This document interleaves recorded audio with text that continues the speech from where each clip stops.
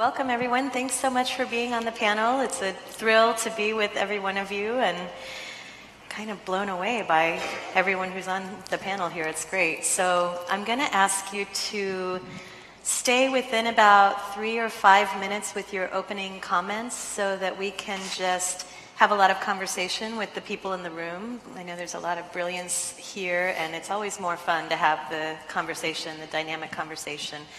But I'll start with asking you a question, and I will keep you to 3 or 5 minutes, so I'll do something if you're getting close. And it's a very vague question that hopefully allows for whatever you thought you were talking about. What are you working on, and what's exciting you about the realm of non-local consciousness right now? So why don't we start with Neil? Tick, tick, tick.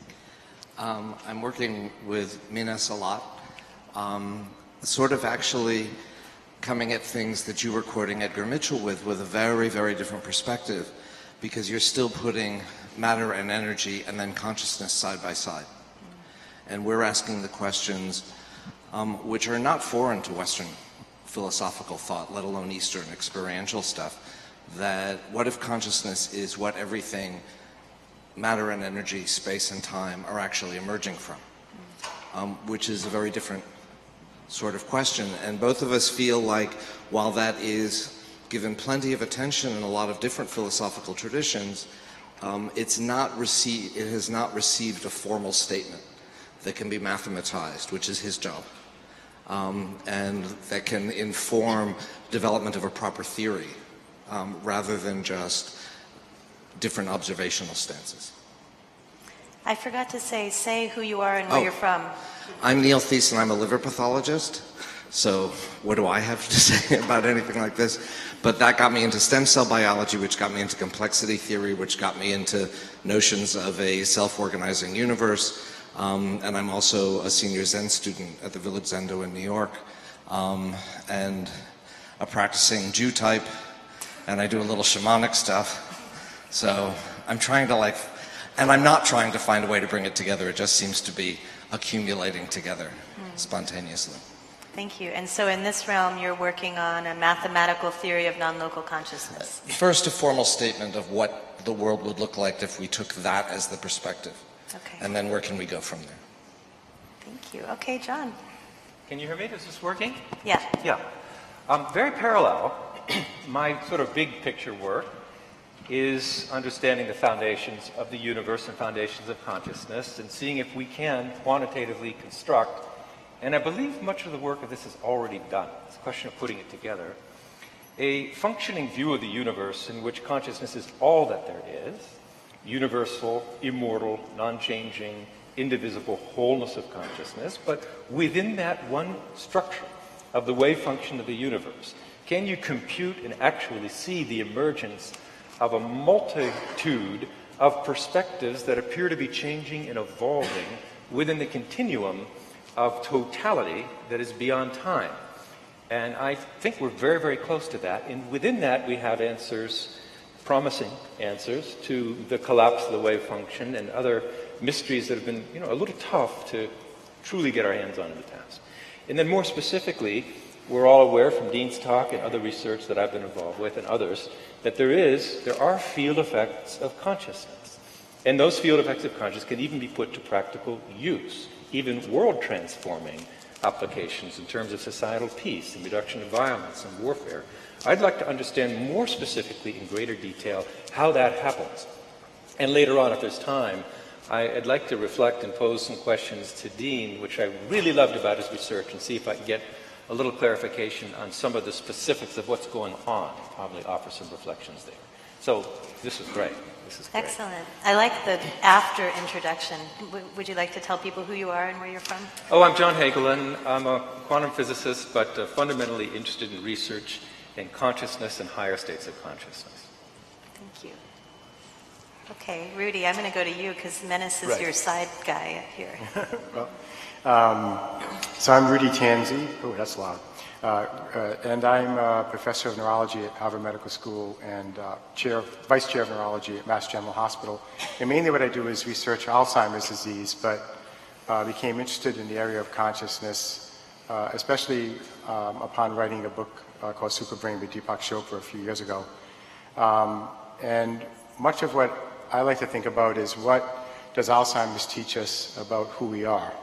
Because if you can look at what happens to an Alzheimer's patient, which is of course a terrible disease, what does that teach us about self? And when Alzheimer himself first described his patient in 1906, after the interview, she broke down and kept saying, "Dr. Alzheimer, I've lost myself, I've lost myself." And just, you know, to put a lot of thought into just a few words, self requires the continuity of time. It requires context in space. It requires associating what you're sensing with what you already know. That's what learning is. Learning is all based on association. So space and time, local consciousness is based on memory. Non-local consciousness removes space and time. And the interesting thing is, if you look at a late-stage Alzheimer's patient, they're taking in information and it's not being stored in that first memory area, the short-term memory. Normally we take in information, it's in our short-term memory. If you get good sleep, have slow-wave sleep, it gets stored on your hard drive as long-wave memory, long-term memory. And in Alzheimer's disease, in the latest stages, the actual neuronal inputs to short-term memory are severed. So all this sensory information is coming in the moment, and you're perceiving it, but you can't store it. So there's no context in space. There's no context in the past. There's no continuity of time because you can't keep track of what happened even 5 seconds ago. And in some aspects, that sounds like, wow, that's really living in the moment. But if you're not there to know it, right, if there's no context in space and time, it's just basically an experience in the moment without self. So these are the things I think about while I'm doing my research, is self requiring space and time. And if you want to enjoy the bliss of non-local consciousness, yes, it's okay to escape that continuity for a moment, but you need to get back to it to know you were there and enjoy it. And that's what you lose in Alzheimer's disease. And did you have... Yes. So I was going to, I don't know if there are more, but I was going to show one slide. Sure. That I think illustrates the idea of local and non-local consciousness, and then I was going to ask Menas to comment on how it works. But we can do that later if you want. Okay, let's make our round and I'll come back to you. Okay, Julia. Do you know that your slide, I think your slide is up right now. Oh, it's up. There it is. All right, Should I let's just do it now then. Okay, so if you look at this slide, it's an interesting optical illusion, right?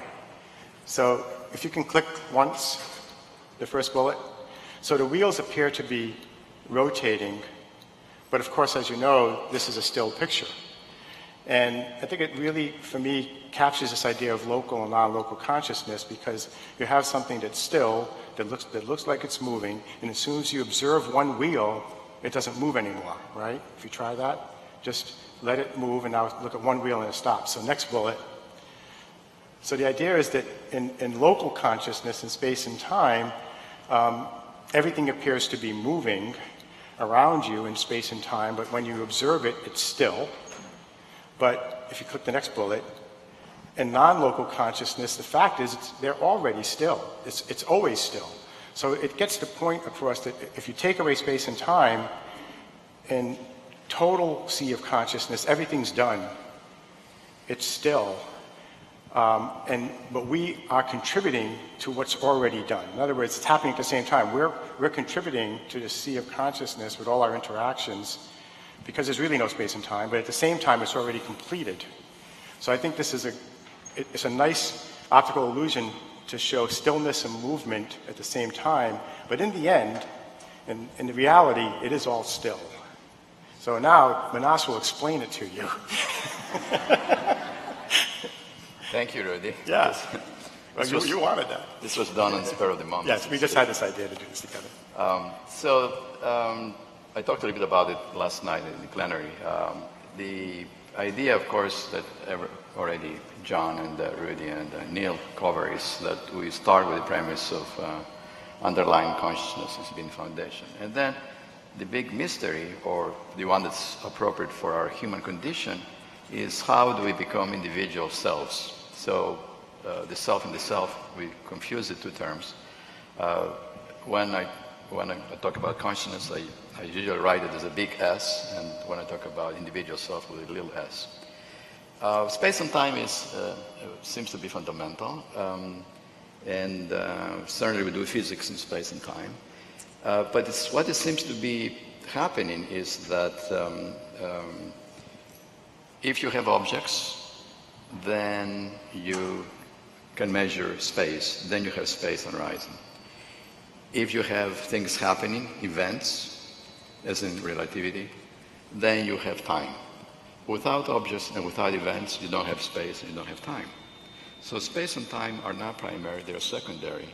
They're primary once you have individual selves, once you have objects and subjects. And as Rudy just showed with this trick on the screen, and by the way, the whole universe is a trick. It's the great magician is the great consciousness, and she plays infinite games of a trick. Basically, what you're doing is by focusing attention. And in fact, in quantum theory, we have this quantum Zen effect. That's the equivalent thing. Then things get frozen. Then you get the individual appearance. But in fact, it's always still. It's just the focusing that gives you individual. And of course, the individual works in space and time. So space and time that physicists assume and take for granted is not primary. It's primary once you have objects and subjects. Definitely it's primary once you have objects and subjects. But prior to that, you have the infinite sea of consciousness, and there, without boundaries, space and time don't really exist. Yeah, it sounds very much like the, when people really rest deeply into observing the nature of their being, they find a stillness. They find a deep vastness and stillness, and this seems to be very common. Is this kind of what you... Right. Yeah. Okay, good. Well, thank you. How about you, Julia? So I'm going to follow the rules, Cassandra. My name is Julia Mossbridge, and I work at Northwestern as an experimental psychologist and neuroscientist. And as a child, I became very fascinated with time because of a series of precognitive dreams that I had, and that brought me into the world of trying to understand how time works. And only recently, maybe in the past 10 years, I guess, did I realize that trying to understand how time works is the same thing as saying, I want to understand deep consciousness or fundamental consciousness and its relationship with everyday waking consciousness. Because in fact, Menas, as you were saying, you corrected yourself. You said, prior to, no, first I think you said before this, and then you said, well, prior to it, because you realized you were using a temporal word. We can't not use those words because they're such an integral part of our experience. And I'm fascinated by that, and I'm fascinated by the fact that they're integral and yet they're fabrications. And so what I want to understand is this handshake between our waking conscious awareness and all these non-conscious processes that seem to be in touch with the fundamental aspects of reality. And that handshake, I feel like, scientists or traditional sort of mainstream neuroscientists tend to minimize the fundamental reality part, and that mystics tend to minimize the waking conscious awareness part. But obviously they're both important, or we wouldn't have both of those experiences. We wouldn't have the experience of temporal flow, first this happens and then this happens, if it weren't important. And we wouldn't also start to be able to understand this concept of timelessness and fundamental consciousness if that weren't important. So why do we have both, and why do we have this connection? That's what I've been thinking about lately. And I'll leave you with this experience I had the other day. I had just had lunch with Mark Beeman, who is a colleague of mine at Northwestern, who studies insights and how do insights happen in the brain. And I was thinking along the lines of, well, where do insights come from, and how does that talk about the relationship between this handshake relationship between conscious awareness and non-conscious processing? And the next day, I was talking to a friend, and she asked how my son was doing because he just started high school. And I said, oh, he's on the debate team, and it's really exciting. They're doing this debate about how taxpayers, or whether taxpayers should, and then I forgot the word. I forgot the verb. Whether taxpayers should, and then I was like, pay money towards, what's the word? Put money towards, I was very uncomfortable because I couldn't understand the word. The question was, should taxpayers subsidize, which is the word I couldn't remember, stadiums or not, right? I spent the whole rest of my time with her trying to dig that word out of the back of my brain, and the words that kept coming into my head were euthanize and eulogize. Okay, so the thing is, I had an opinion. The reason those words came into my head is because I had held a conscious opinion that the word I was thinking of started with the letter E, which was incorrect. But anyway, I had a very strong opinion that started with the letter E. So what is the non-conscious process of my brain, or people might call it deeper consciousness here? What does it do? It gives me two words that start with an E, so I can be happy that they start with the letter I thought they did, but end with the right suffix, so it can lead me towards the right answer. So there's, to me, a very gentle relationship. That's a demonstration of this unbelievably gentle relationship between these non-conscious processes and this conscious awareness. This individual conscious awareness says, I know what's going on, and the non-conscious processes say, we're going to make you think that you do know what's going on. So I'm fascinated by that. That's good. Thank you. Good. I'm Dean Radin, Chief Scientist at the Institute of Nordic Sciences, and what's on my mind is last week I was at a conference talking about precession of the equinox and ancient knowledge. And it reminded me that we sometimes think that modern civilization is roughly 5,000 or 6,000 years old, but there are already artifacts that are found that are 10,000 and more years old. So this goes back to the last ice age, approximately, and it suggests that since ice ages come around every so often, that perhaps we're in the process now, especially if you take the point of view of the yugas from the Vedas and other traditions, that we're on a cycle, and that depending on where you think we are in that cycle, we might be on an uptick. If we're indeed on an uptick, then if you look from a historical perspective of where science roughly started, 300 to 500 years ago, and where we are today in this discussion, it has been extremely fast. Mm-hmm.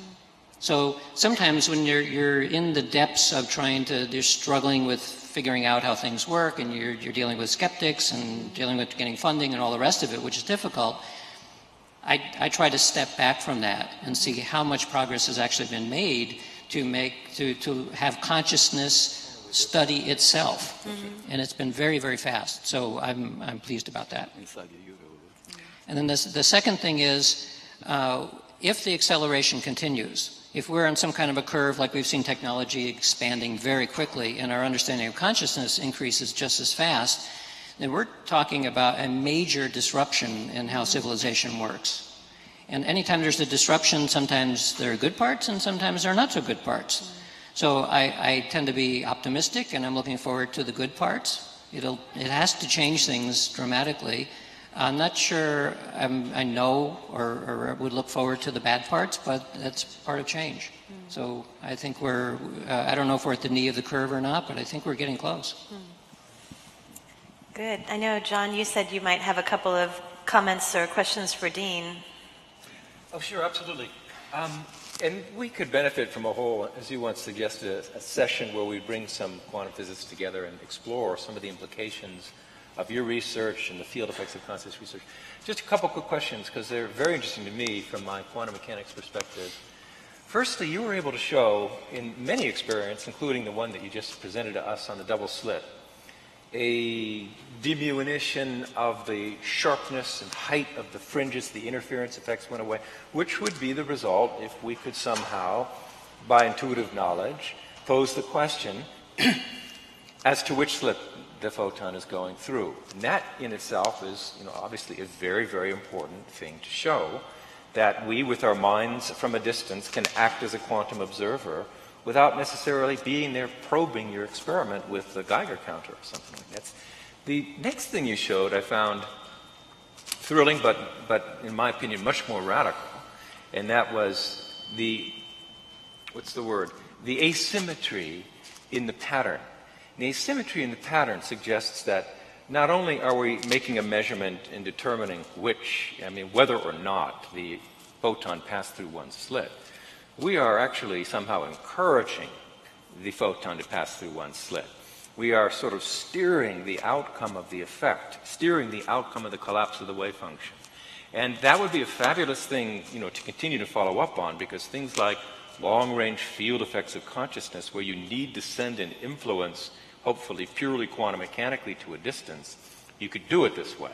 At the same time, steering the collapse of the wave function really flies in the face of our clinging to relativistic causality, because you can use that to create effects faster than the speed of light without the addition of any classical signal, which I typically feel is necessary.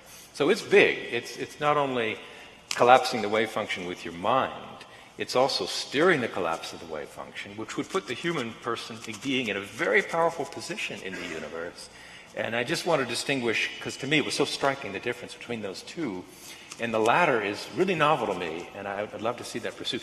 The second comment is to do with you putting your detector at a node of the interference pattern, and you were able to kind of amplify the sensitivity of your experiment by looking at some place where there should be no photons and seeing a statistically significant number of photons. That raises a question I have about it, and I don't know that it's settled yet, and that is, that effect could come through the decohering effect of the observation itself, and that would be to do with the collapse of the wave function with your mind.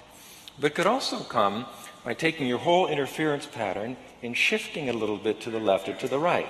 And that could be achieved with what's called a small, interference term, or small external term, by the application of a small force, some kind of electrical force that could steer your wave pattern one way. And even if you steer it a little bit, because you're at the bottom of a fringe, you could see a significant effect.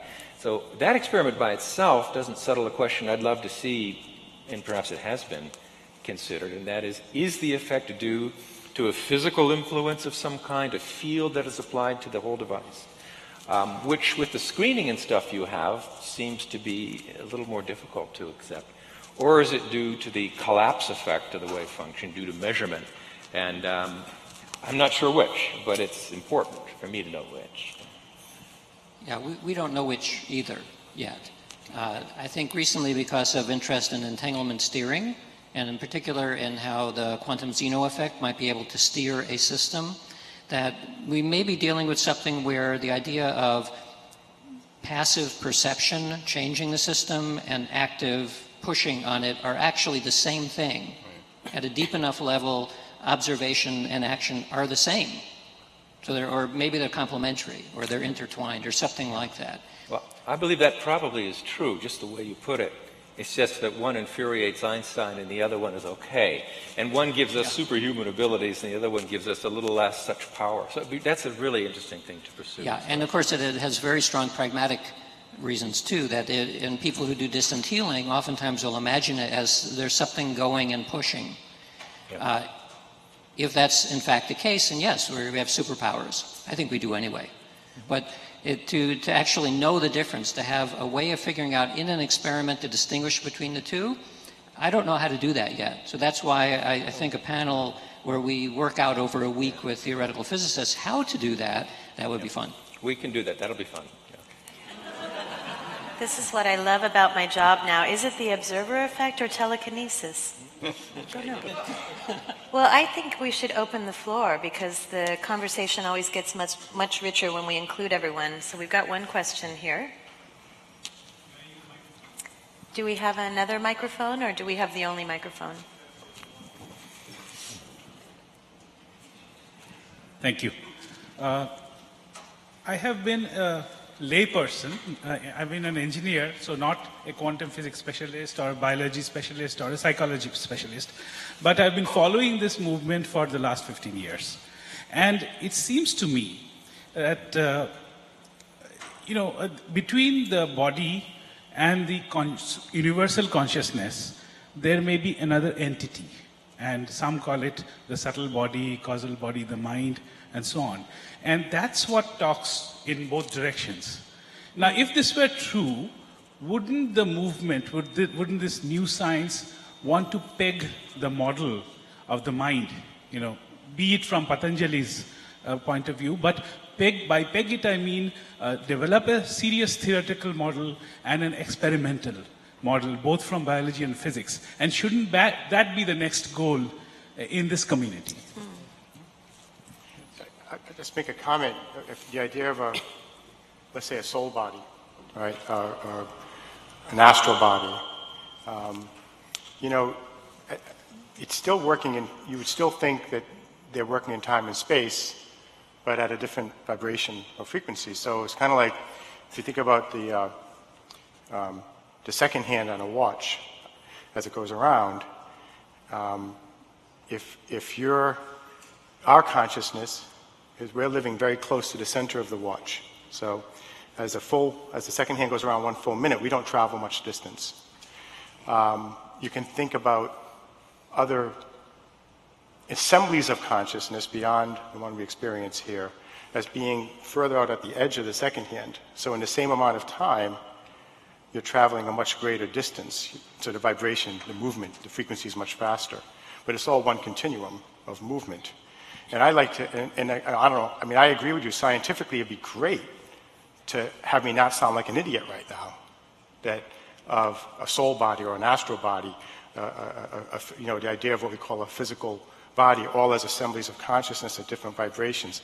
I'm hoping, 500 years from now, we'll understand this all, but we have to begin now to at least take seriously addressing that question. And I think that's a great comment. When? 20 years? That's cool.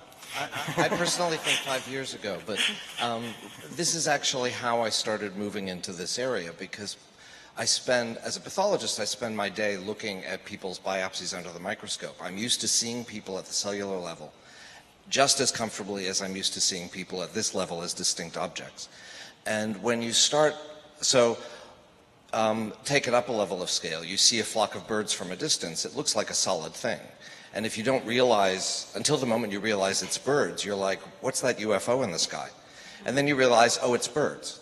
So at one perspective, it's a thing, even though it's moving. At another perspective, it's actually a flock of smaller things. And all of our bodies, at a lower level of scale, are just communities of cells that are self-organizing, only 1% or so of which are human, and the rest are bacterial. If you go down to the biomolecular level, those cells aren't a solid thing either. They're simply a phenomenon arising from the interactions of smaller things, biomolecules and atoms in aqueous solution. And if you go down to a smaller level of scale, then you're in the quantum realm where non-locality really predominates. I was talking about this stuff at a conference with Tibetan medical people, and the Dalai Lama was there, and some of his personal physician, and etc. And when I was describing this, they were sort of like, well, of course, you're talking about coarse body, energy body, subtle bodies, etc., etc. So what we came to in talking to each other was that we're used to, in our system of society, is thinking of ourselves as discrete objects. Western medicine and biology is the notion that all living things are made of cells, and at that level of scale, we aren't things, we're actually communities of smaller things, but you can keep extending that all the way down. And one of the things that's particularly interesting is that at this level of scale, this is my boundary, and so we're separate. But if you go down to the cellular level, I'm leaving bugs all over the place, and you're picking them up, so there's a community of stuff going on. And it's nice right before lunch, Neil, thanks. Yeah. And at the molecular level, well, stuff I'm breathing out, the plants are breathing in, pheromones, sweat, hormones, all sorts of things. And at the subtler levels, in the quantum levels, apparently, things are happening even further out. So the boundaries keep extending out the smaller you go in scale. So the notion of the self, at this level of scale, this is myself. At the cellular level, this self doesn't exist. At the molecular level, at the atomic level, there's no atom in your body that you didn't drink, eat, or breathe from the planet. So we're not really individuals, we're just the planet that's self-organized into little creatures that think they can talk to each other. But we are all Earth, just an animate version of product living on the surface and somewhat of the way down. So to some extent, I think the problem is that biology is so rigidly stuck in living things are made of cells, and that's it. And the non-Western traditions say, well, actually, there are all sorts of bodies, and they all exist simultaneously. You can only choose to look at one or the other at any particular moment, but they are all present in a superposition, in a quantum-like superposition, Menas and I would say, at the same time. And that's a way of drawing all these things together, I think. May I add a comment to that as well? I think for anybody who has, and quite a few in this room have, I'm sure, quite a few, found themselves in an out-of-body experience where we're moving around in a vehicle that is subtler, more ethereal than the physical body, you can't deny the presence of that. I mean, if you haven't had the experience, sure, you could deny it. But for those who've had it, you cannot.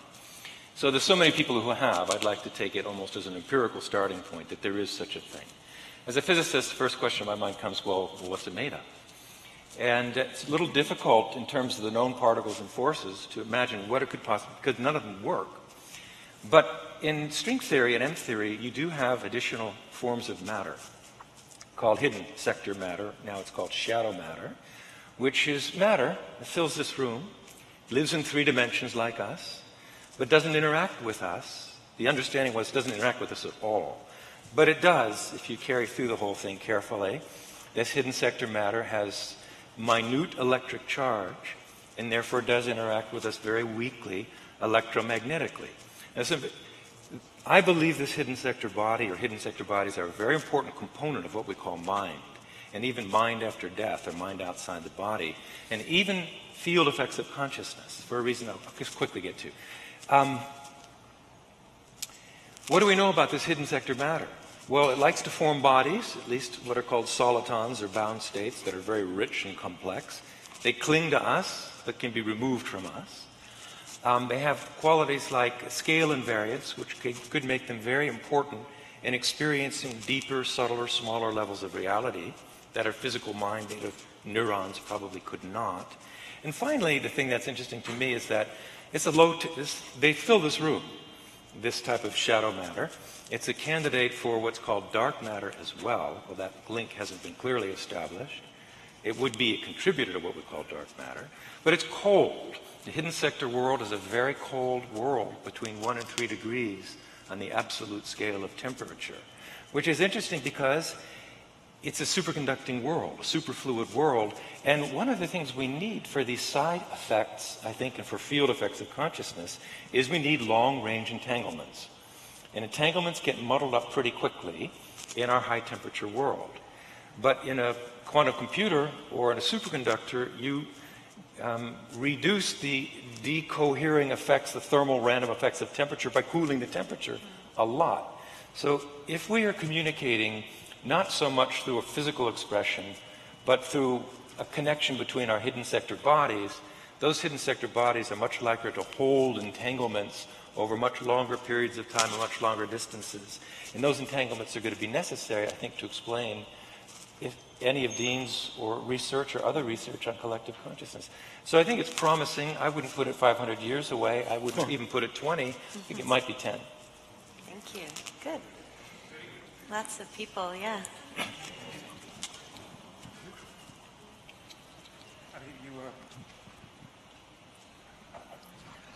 Another thing that happens in scientific revolutions is dissimilar things are shown to be similar.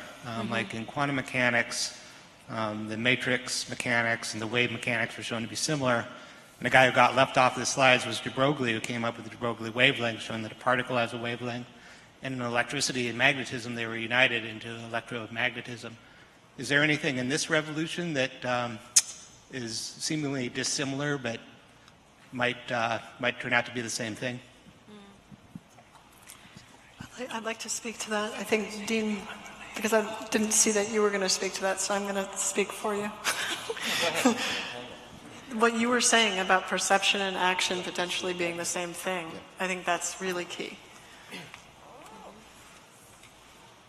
Menas, yeah? You can say that what appeared to be separate things in the past now are coming together. John and I were just chatting about perhaps just mention wormholes and non-locality. So basically, as we try to bring together general relativity and quantum theory, which is the holy grail. I mean, this is the home run whenever it happens. A lot of these issues would probably be resolved at the physical level, and it's probably around the corner. But because of the different mathematical foundations of standard quantum theory and general relativity, has been a bearable problem. And this is, I think, the issue that John has addressed. So in terms of the mathematical models, I always like to go back to the mathematics because it is a language that we use to communicate with nature. And it's also found at very subtle levels, and all the way as close as possible to the absolute consciousness, but not quite all the way to the top. I don't think it's going to be much longer either. It's just that perhaps making a comment to the previous question, a certain amount of humility would be great to be here, because we say, well, science is the answer to everything, but there are these ancient systems which are very scientific, like Vedanta and Shaivism, very, very scientific in the sense of logic. Actually, if you study them, the logic is impeccable. So I think there can be a two-way dialogue. We learn from them, and not that they learn from us because they're already there, but you see what I'm saying. To really to take the next leaps or move forward is to take those ancient systems seriously and rather say, oh, well, it's just, this is the way they were talking back then. I'm happy to hear this is going to happen sooner than later. Your biologists all have physics envy. Now I have even more. So Right. Is this hello? I was going to mention that quantum entanglement as from elementary particles, yes, is a very fragile thing, but there's rising interest in something called quantum discord is also interesting, because from an informational point of view, it's the same as mutual information. Right. And there, it's not fragile at all. And not only is it not fragile, but that it demonstrates that systems can be entangled to various degrees, all the way from the level of certainty at elementary quantum entanglement all the way up to no entanglement at all. And I know that this within the quantum computing world is becoming interesting now, because it offers a way of doing quantum computing without superconducting systems, thereby making it possible for you to carry it around with you rather than having to carry around a jug of liquid nitrogen as well. Good. There's someone over here who's wanted to ask a question. You're well hidden, sir. Since 1970s that Gaia theory was accepted, by the science community, even though the system theory explains how the living system works, the new findings of those has not been applied to this issue of Gaia theory. I would like to know why the Gaia theory is not going, we are not using those new theories of self-organizing system to be able to find out that the whole universe is a living system. And by knowing that and how it behaves non-linearly, we can behave much better in the digital world that is daily, because we process our activities, social, economical, and everything through this non-linear network of internet. They are becoming non-linear and subjected to chaos and instability, but at the same time, self-governing and self-organizing. So how come we are not using that concept of, how come the scientists are not paying attention to Gaia theory and expanding that through the new knowledge of system theory and fractal and others like... Well, I think Did you some understand? people are. Yeah. Yeah, I think the big problem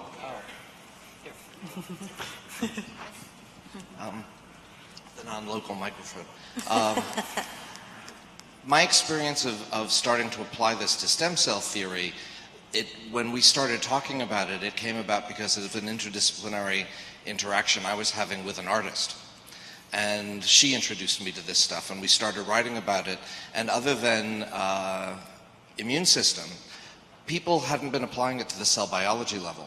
I think the real issue here is that to apply it well, you have to have a level of expertise and mathematical understanding that most scientists, having spent their time training in this, are not prepared to take on. And I think that one of the transitions we're really working towards is that the 21st century is about interdisciplinary activities. One person isn't likely to solve any of the problems we're talking about. It's going to take... Thank you. It's all about this kind of interaction. I couldn't do what I'm doing in this realm if I didn't have a quantum physicist at my elbow, and now I have two. But at the same time, when Menas first heard me talk at one of the meetings, he was looking for a biology thing, but it wasn't within his realm. It took two people having that conversation. So I think the more we do in an open-ended way to foster interdisciplinary activity, not with a goal in mind, but just to get bunches of people together. And I think complexity systems thought is definitely part of that. But it should also be artists and contemplatives and physicists and biologists and engineers, etc. That's where our progress is going to take place.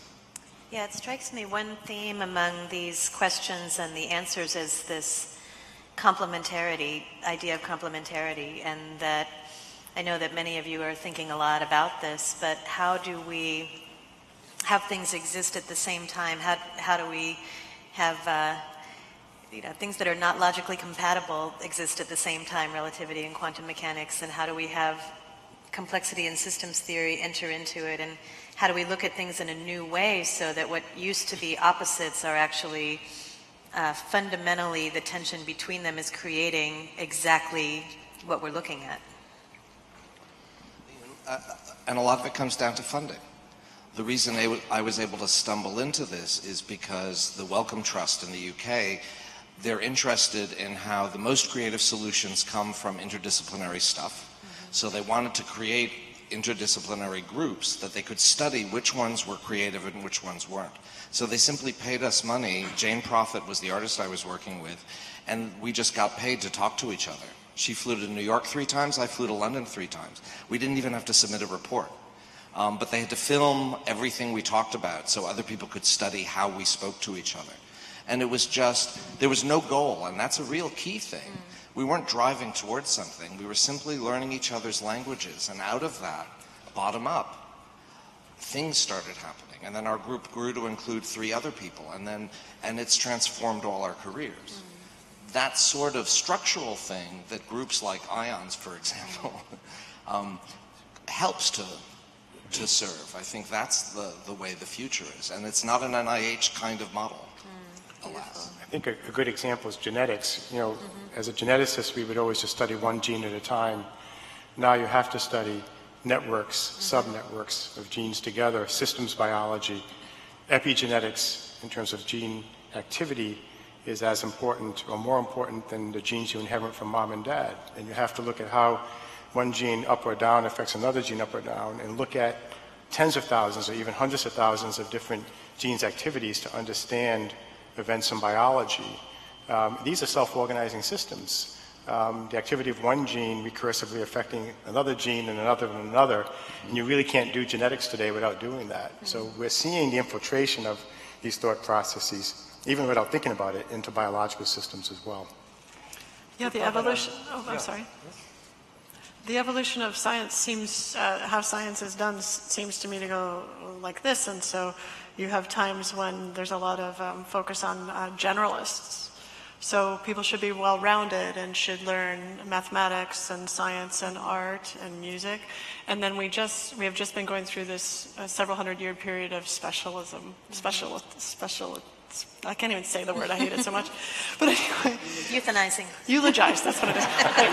Exactly. Anyway, we've gotten to this point where you can be slapped down on a grant panel at NSF or NIH if you've done any research that's not related to the thing that you are applying for your grant for. But we're starting to get out of that. So now when students come into the lab and they say they're studying psychology and they're a little upset because we asked them to learn computer science, we say, sorry, but that's the way it's moving now. You better know a lot of computer science because you'll be analyzing very complicated sets of data. So things are shifting. I would also comment on a comment that Cassandra made in her talk a little while ago, and something the gentleman just brought up in a different context. It's really good to be able to come together, not attached to a particular point of view so strongly that you can't really open-mindedly, open-heartedly engage in alternative points of view, which might or might not even be compatible with your own. The question, for example, what role does chaos theory, nonlinear dynamical theory, have in the fundamental understanding of consciousness? One thing we have learned, I think, which I think startling thing that's come out in my mind from M theory, string theory, the attempt, quite successful attempt at this point, to unite the irreconcilable areas of general relativity and quantum mechanics in an attempt essentially to understand, universal mind, is that it is extraordinary how relevant, widely diverse trains of thought are in illuminating this thing that is so big that any point of view is certainly not going to illuminate it, just like no thought can really describe the transcendent wholeness.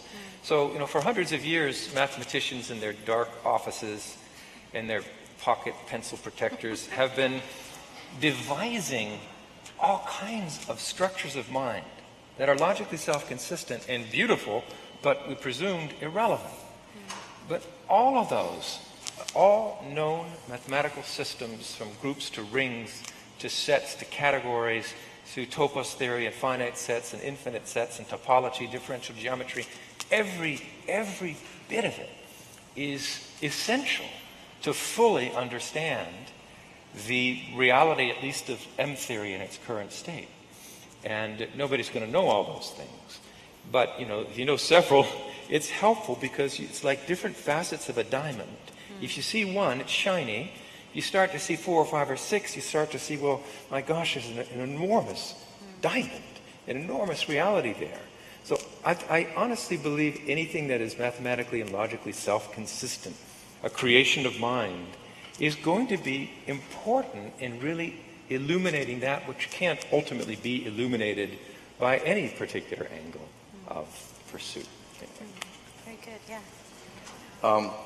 I would like to make a comment, and as an education person that's been teaching for many years, several of us are teachers, professors, I find, and probably John who has the same experience, Neil and Rudy, that students are much more open-minded, really, than the professors in many cases. And it is an issue. It is an issue that I've been a dean for 10 years. It's an issue to convince faculty bodies to change because they really don't want to change. I mean, this keeping things the way they are, it's a good job. After all your tenure, you don't have to do much. And but the students do want it. And what it's happening now with, for example, Jay Kumar, just a little anecdotal situation, is that we're teaching together a course which is basically a dialogue between consciousness and the ancient systems and philosophy with quantum theory and cosmology. And the students love it. We had to do it in a religious department because the science, the college, they said, oh, it's too much. So the religious department seemed to be open, they want it, and then now we're making it a regular general education requirement course that the students can take to fulfill part of their general education. So students are much more open to interdisciplinarity than professors. And as a result, the NSF and the NIH, because they're so tightly connected to departments and traditional disciplines are finding it very hard to move, although I think NIH has made some great progress, and NSF also is making some great progress. But it is a struggle, and it will have to come from the students. It really does. My question was that what happened to the Gaia theory that Earth is a living system? Can we extend that to that whole universe is a living system?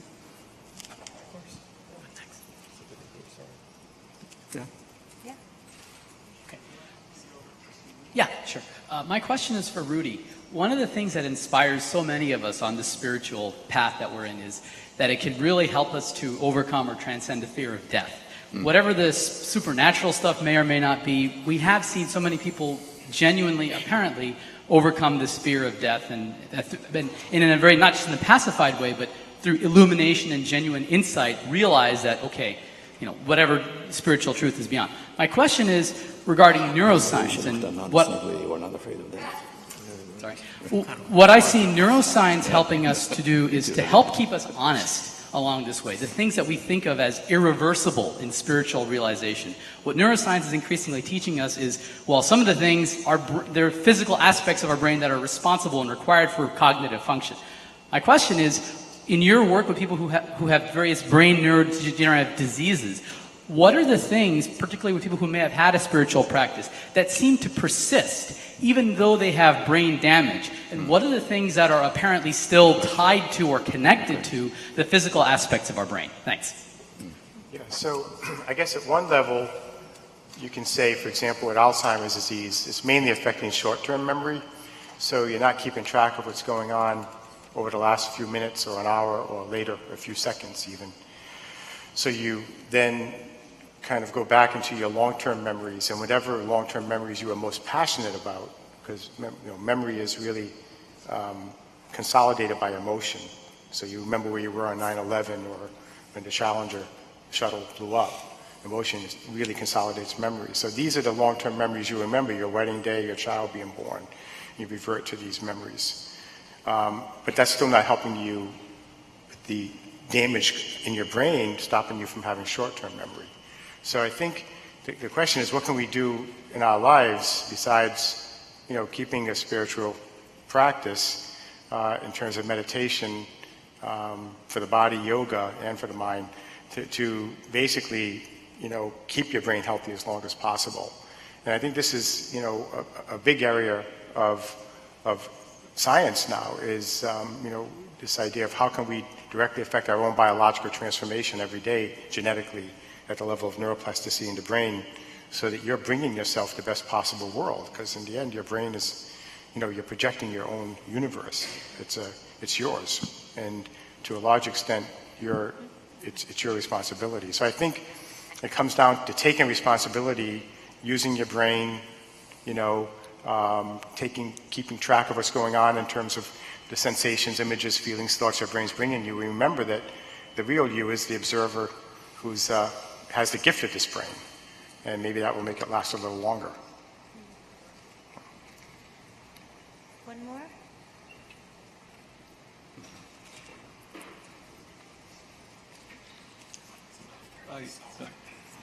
Is it on? Yeah.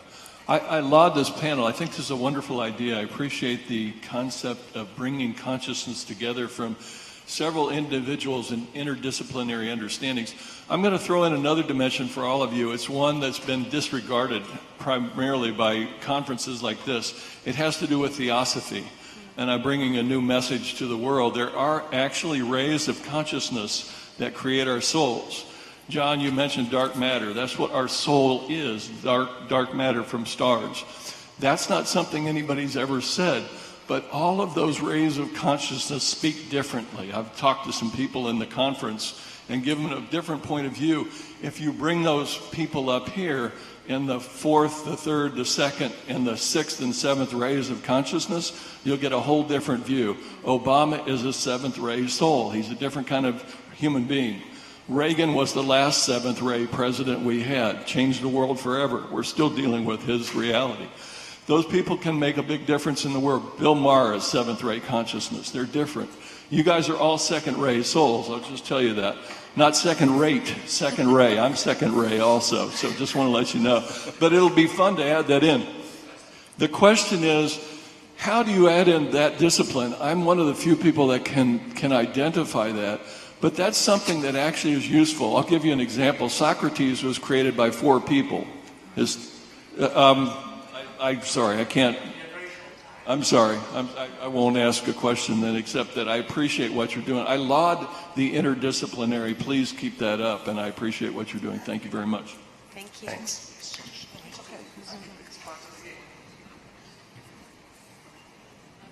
In your community of minds, I would be the stay-at-home mom that's just curious. So, and I've heard a little bit about what my interest is, which is kind of like the field, which, you know, I don't have scientific background. But Neil's touched on it a little bit about, you know, at the molecular level or the atomic level that, you know, we are all over the place. You know, it's kind of this soup. And then I think that ions, you guys touch on that. And John has touched on it with the astral body and all that sort of stuff.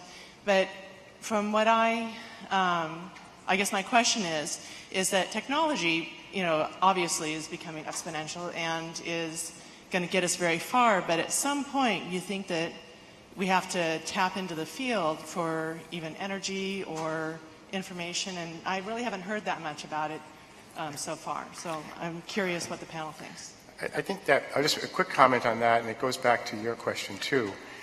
You know, in neuroscience, you hear about this brain mapping project, for example. We're really mapping the brain and connections in the brain. We're looking at how neural networks record information, maintain it, associate it, and recall it. But the big question is, where's the information? And we have no idea. And I asked neuroscientists, so where are the memories? When I can recall the feeling I had, I can recall the actual feeling I had when my daughter was born. How's that encoded in fat, water, and protein? How do you do that? And no one can answer it. And even the experiments we do today to understand the brain are describing how the brain records, organizes, categorizes, associates, and recalls. But the reason why I said 500 years, and I'm going to still stick close to that, from the biology perspective, is I don't have a clue about how to find where this information is stored. I can tell you how the brain recalls it and records it. And that's the quandary I have when I think about this stuff. And I would like to just point out, don't minimize being a stay-at-home mom. I was a stay-at-home mom, and a lot of people have been stay-at-home moms who, you know, go out and do things.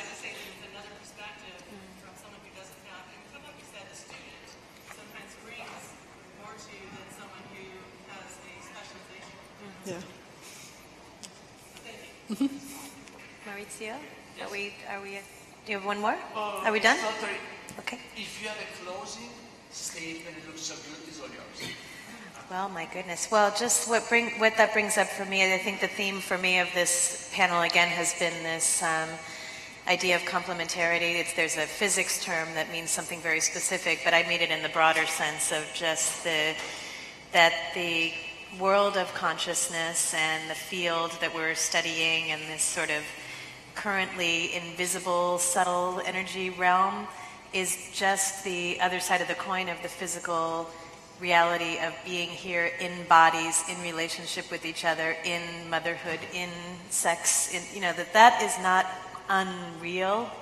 And so I always like to, especially as we go to lunch, say that what we're looking at is that handshake. I loved what you said, Julie, about the handshake, that I tend to not go for one as primary and everything is emerging from that, whether it's physical or the non-physical. I tend to be like, we're clearly in this incarnation in some sort of dance that we are working to understand. That's my final thought. Anyone else? Okay, thank you for being here. Thank you.